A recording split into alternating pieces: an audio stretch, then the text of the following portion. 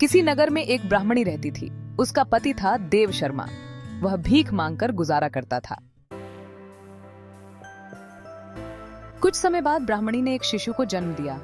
संयोग से उसी समय उस घर में एक नेवली ने भी संतान को जन्म दिया।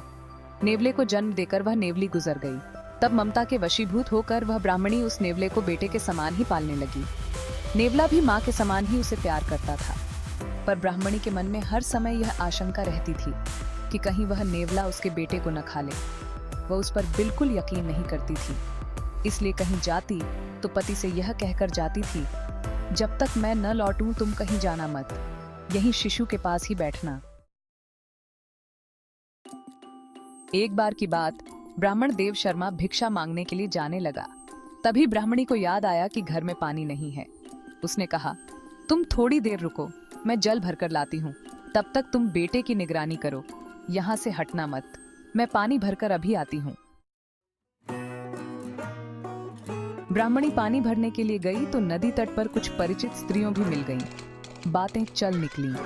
घर गृहस्थी की बातों में समय का कुछ पता ही नहीं चला। अचानक ब्राह्मणी को याद आया कि उसे जल्दी पानी भरकर ले जाना था। वह तेज कदमों से घर की ओर चल पड़ी। ब्राह्मण ने देखा कि ब्राह्मणी को गए बहुत देर हो गई और अभी तक वह लौटी नहीं है, तो वह दरवाजा बंद करके भीख मांगने चला गया। थोड़ी देर में ही एक विशाल सांप वहां आया। वह दरवाजे को धक्का देकर अंदर आया और धीरे धीरे आगे बढ़ने लगा। वह ब्राह्मणी के उस सोए हुए शिशु को खाना चाहता था। तभी नेवले ने उसे देखा। वह अपने भाई की रक्षा के लिए बहादुरी से उससे भिड़ गया। देर तक लड़ाई चली। आखिर नेवले ने सर्प के टुकड़े टुकड़े कर दिए। उसके मुंह और शरीर पर भी जगह जगह सांप का रक्त लग गया था। कुछ देर बाद ब्राह्मणी पानी भरकर लौटी। दरवाजे को बाहर से बंद देखकर वह मन ही मन बड़बड़ाई, लगता है वे दरवाजा बंद करके चले गए हैं। मैंने कितना कहा था कि हमारा बेटा सो रहा है, यहाँ से हटना मत, पर ये मेरी बात को तो मानते ही नहीं। कहीं इस नेवले ने कुछ गड़बड़ कर दी तो बड़ी मुसीबत हो जाएगी। आखिर ब्राह्मणी यही सब सोचती हुई दरवाजा खोलकर भीतर आ गई। तभी नेवला भी दौड़ता हुआ वहां आ गया। वह जल्दी से जल्दी अपनी बहादुरी का कारनामा मां को दिखाना चाहता था और बदले में मां से लाड़ और प्यार पाने की आशा करता था।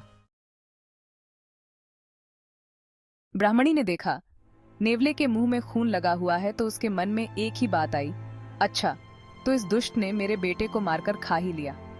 गुस्से में आकर उसी समय उसने अपने सिर पर रखे पानी से भरे घड़े को नेवले पर पटक दिया। नेवला उसी समय मर गया।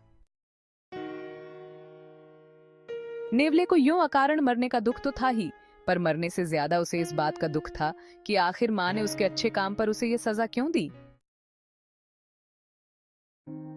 उधर ब्राह्मणी ने अंदर आकर अपने सोते हुए शिशु के पास जब टुकड़े टुकड़े सांप को देखा तो उसे सारी बात समझ में आ गई। अब तो उसके दुख और पछतावे का कोई अंत नहीं था। जिसे उसने बेटा समझा और बेटे की तरह ही ममता से पाला था, उस प्यारे नेवले को उसने बेकार ही मार डाला। नेवले ने तो पूरी बहादुरी से सांप से भिड़कर ब्राह्मणी के बेटे के प्राण बचाए थे, पर बदले में ब्राह्मणी ने कृतज्ञता जताने की बजाय उल्टे उसकी जान ले ली। ब्राह्मणी अब उस नेवले की याद में आंसू बहाने लगी। ब्राह्मण जब वापस आया तो उसे भी सारी घटना पता चली। सुनकर उसका हृदय भी दुख से भर गया। शोक से भरकर उसने कहा, जो बिना सोचे काम करते हैं उनका यही हाल होता है।